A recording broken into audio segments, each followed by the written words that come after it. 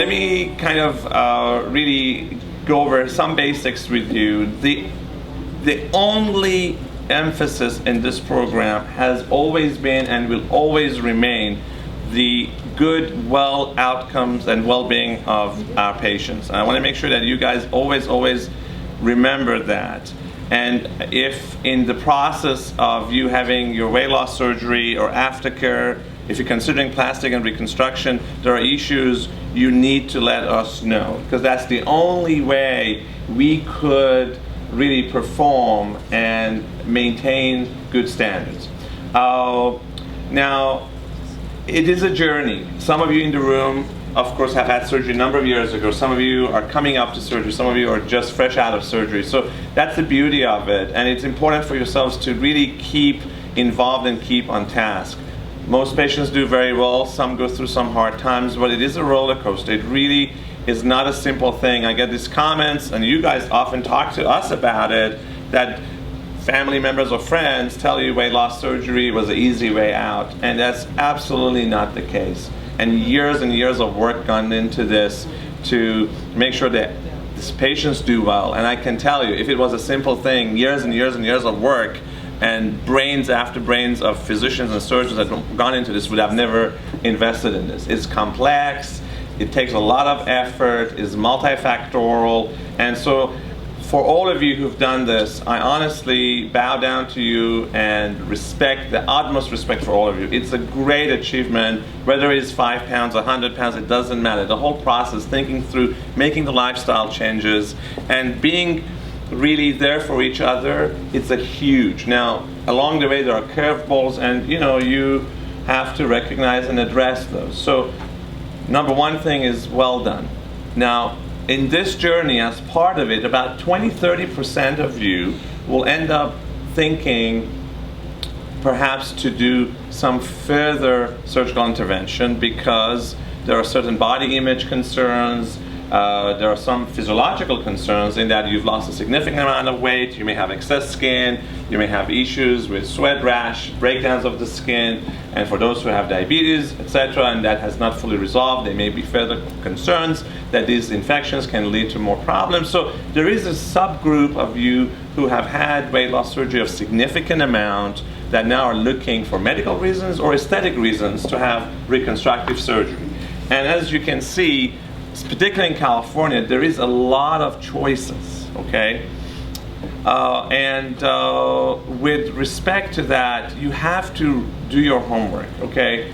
Now, you'll meet Dr. Hazani, but I love you to work with him, and I like him to work with you because he's a good, ethical, competent guy, but I also don't want you to assume that he's your only choice. And I've told him this, you have to feel comfortable. There is never an obligation. Go and look at a couple of physicians, look at the surgical groups, make sure you connect with your plastic guy, make sure you connect with your primary care or with your general surgeon or your bariatric surgeon. And it's so important, that sense of comfort. And he really does care for his patients, he does follow them up. So I've seen some happy, and that's why he's here, but I need you to be happy. And this opportunity today is for him to talk to you a little bit about his work and show you some of the stuff, and for you to get to meet him. And if you want to discuss things further with him, you'll do that. The bigger picture is, if you do decide to have surgery, I alluded to this last visit, it's really not just a haircut. This is a big process, almost close to what you had in the first place, which was your weight loss surgery, because depending on the extent of what you want to have done, it's a big insult to the body. When you do things laparoscopically, small incisions, the actual physiological response to that, it's not as intense. Patients who had these operations open, their response was a lot poorer. They had longer hospitalization, they had issues with pneumonia, wound breakdown, dehiscences, hernias. So when you have a big incision, with that goes high risk of infection, high risk of fluid collection, what we call seromas.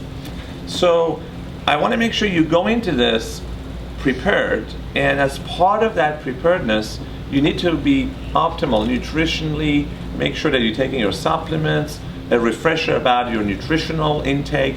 So I want to make sure those of you who do think you want to have this done and you're ready for it are really compliant with all the steps that you're supposed to have been.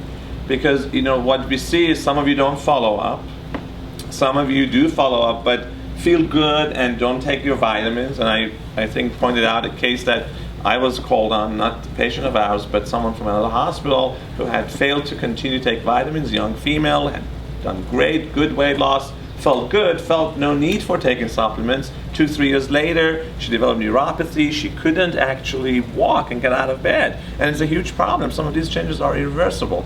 So don't assume that, okay, I feel good, I'm eating a little more, I'm getting a little more calories, so I've got all my I've got all my nutritional needs through my diet, and I don't need to take additional supplement. The answer really is that you need to do that, and you need to do it for the rest of your life, whether you're a band patient, whether you're a sleeve patient, whether you're a bypass patient. So if you're going up to surgery, number one is optimize your nutritional status, optimize your vitamin support, and please let us know so we can follow up with you, making sure that you're getting all the right mix of things, that your labs are consistent with your adequate nutritional intake. So as part of this process, if you decide to go through this, we will be kind of handling you, cradling you, and passing you on to the next phase, which will be your plastic reconstructive surgery. And then after that, we will cradle you, hand you back to make sure you continue, because you will lose 1 or 2 units of blood, essentially, through the seepages. Not that it's necessarily extensive blood loss in the surgery, but you're going to have drains in, you're going to have oozing, and you're going to have certain chronic loss over the course of the month after your surgery, and it takes a while. If you had plastic surgery before bariatric surgery, you will absorb the iron, you will get nutritional supplements, and you will make up that deficit very quickly. After gastric surgery, weight loss surgery, it's going to take a lot longer. So your hemoglobin takes 2-3 months to start to come up, your iron levels start to come up slowly. So don't assume it's a in and out, because the plastic world is outpatient or one night stay. So for the cuts and the incisions you get is a very relatively short stay.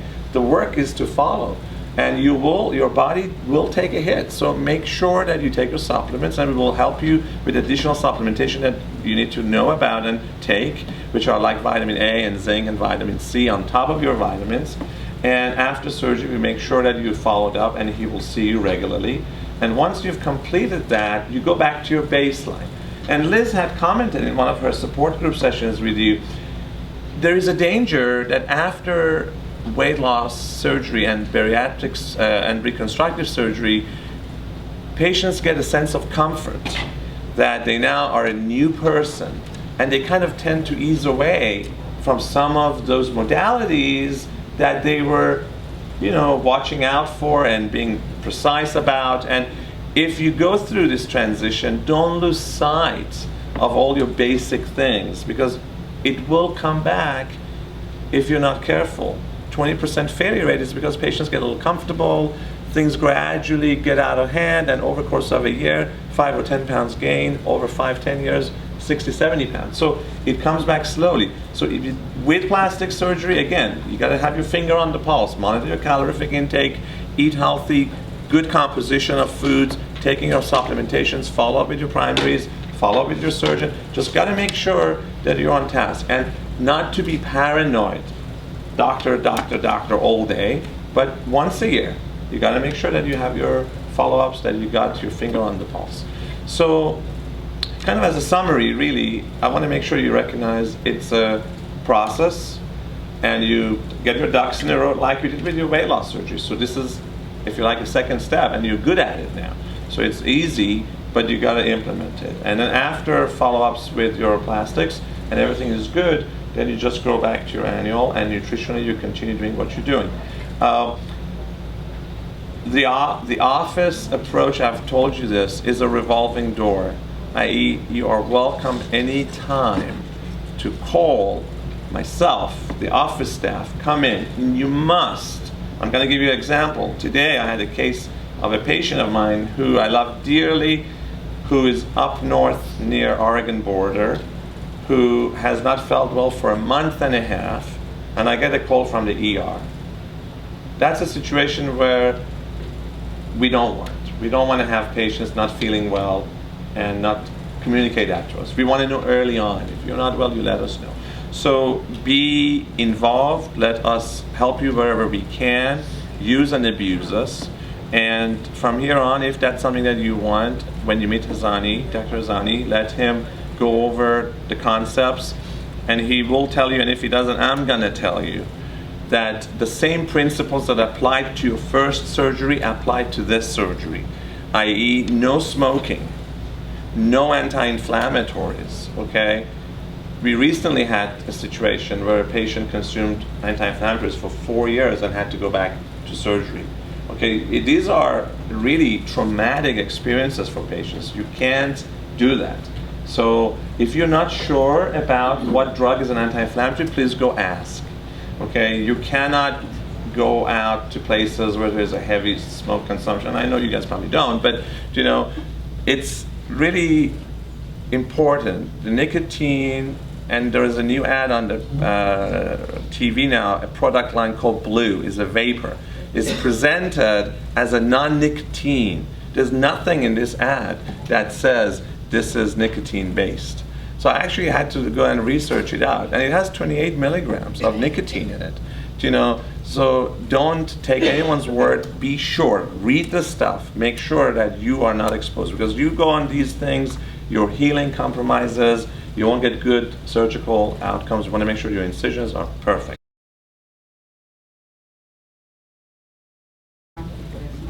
No. Now, you know, if you're at a party and you're meeting friends or reunion and, you know, there's smoke in the air, well, you just can't help that. Yeah. But you live with a smoker partner, or you always share a ride to work and everybody is smoking in the car, those are situations that you have more control. Okay. And you have to really avoid those. Well, what will happen is that the nicotine causes vasoconstriction, which is narrowing of the blood vessels that feed different organs, including the bone, including the skin, including the stomach. And so the orthopedics will tell you that the bones don't heal well when they do their surgeries. They don't want smokers. Okay. Plastic surgeons will tell you because the skin, and we tell you because the stomach. Okay. Once the blood doesn't get to the tissue, it starves it. Okay. And it starts to shed, so it won't heal. Okay. And things will slough off, and you get an ulcer in the stomach, you get breakdown of a wound, and you get what's called a malunion in an orthopedic case. So you really don't want to. And patients say, well, you know, I only smoke once or twice a day. And again, I've had patients come in and say, and maybe I need to be a little more abrasive, I don't know, I often get pre-op patients who I knew had been smoking and had been told to stop smoking, and they do stop, but you walk into the room and there's a smell of cigarettes. And so it's a difficult, sensitive situation. The fact of the matter is I don't have to say anything because they know there's a nicotine testing for surgery. And if the nicotine is positive, it's foolish to go to surgery. So without even me saying, the result is there. And they said, well, you know, I walked through the hallway in Vegas, or the stories are, I gave a ride to my sister and she smokes and I told her don't smoke, and there's a dozen stories. At the end of the day, this is about the person's own health, and what our job is to help guide you. It's not my role to tell you what to do and make you do it, but we want to make sure that really the patients recognize and hopefully themselves make the changes. And really, out of all of this, nothing is more important than cessation of smoking, because realistically, that's perhaps the biggest health initiative. Except I think recently there was a paper just this week, and I can't remember where I saw it, or someone told me about it, that obesity now poses a higher threat than smoking to human longevity. In other words, it has surpassed in its risk and causations of fatalities as the number one in the US, above and beyond smoking, which is a horrendous really thing to have to endure. But for those of you who've taken the steps, please God, all of you are healthy now and better. Just got to keep at it. And it's hard work, so I commend you really.